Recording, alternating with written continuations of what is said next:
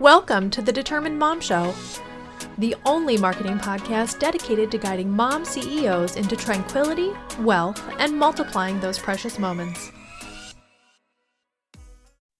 Welcome to episode number 117 of the Determined Mom Show. I am so excited to be here talking to you about collaboration today. This is such an important part of business. You can collaborate with other people in so many different ways, from podcasts to summits to just guesting in their Facebook group or in your Facebook group, having them as a guest. There's guest blogs, there's Instagram takeovers, there's LinkedIn Live takeovers, there's literally every type of thing that you can actually do with someone else is what I would consider a collaboration. Obviously, you can write articles for their website using your expertise. All of these things will bring value to not only your business, but also their audience and vice versa. So if they're guesting on your audience, then you are able to bring them into your audience and share their expertise with your audience, and they gain exposure out of it, and you gain credibility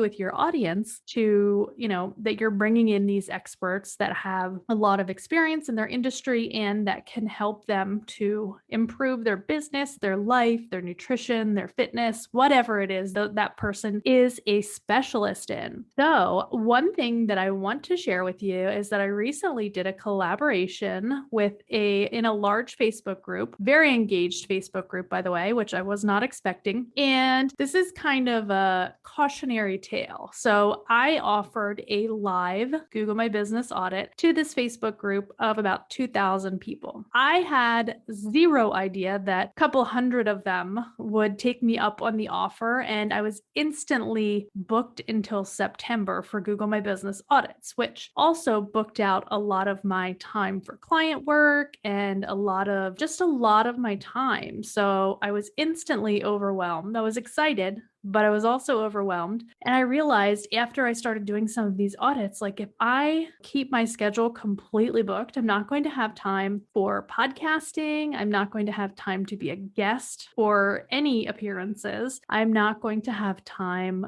for my kids, for my husband. I'm not going to have time for anything, including growing my business, which is the stage that I'm in. I quickly realized this was not a sustainable promise that I made. So I quickly switched gears and I emailed everyone with outstanding audits, and I just said, I cannot do the live version, but I can offer you a free version that is recorded. So I will just record them and send them. And I am still working on them, but I still have probably upwards of 190 something to do. They only take a few minutes, but at the same time, it's very difficult to get into that groove. So what I'm going to do is I'm just going to dedicate one whole day and try to get as many done as I can. Why am I sharing this with you? Because I really want you to make sure that when you are collaborating with people, that you offer something that is sustainable for yourself, that isn't going to interfere with your business, your growth, your training, anything in your life, family, all of those things. So things that I would recommend would be workshop or something like that, or not a workshop, a worksheet or something like that, that is something that they can do themselves. Like I could provide an audit sheet, like a checklist I could have provided. Don't have that made, but I could have made that.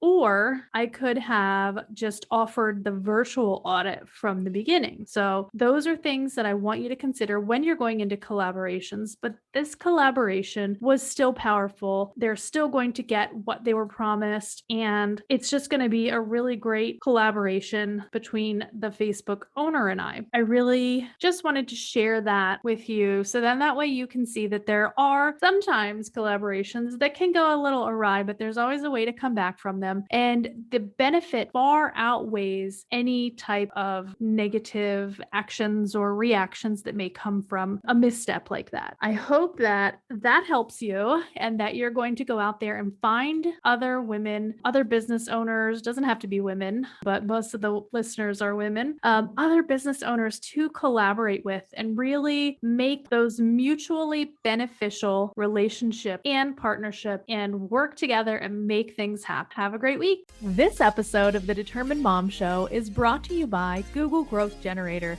This 21-day email course will help you learn to optimize your Google My Business listing in the same way that we do for our clients here at TDM Marketing. Our client, a baby sleep specialist, got 126.32% more website visits in the first month after her optimization was completed. Another client, a chiropractic practice, got 26.67% more phone calls in the first month after optimization was completed. And finally, our client, who is a residential cleaning service, got 61.11% more website visits in the first month after optimization. If you're not sure if Google My Business optimization is for you, listen to what Kristen Ratton from Kristen Ratton Content Services had to say about her optimization. I hired Amanda to optimize my Google My Business listing, and within 10 days, my views were up 150%. This may be one of the most valuable things I've ever done for my business, and Amanda made it quick, easy, and painless. If you are ready to get started with your Google My Business optimization, go over to gomybusiness.com. That's gomybusiness.com/growth.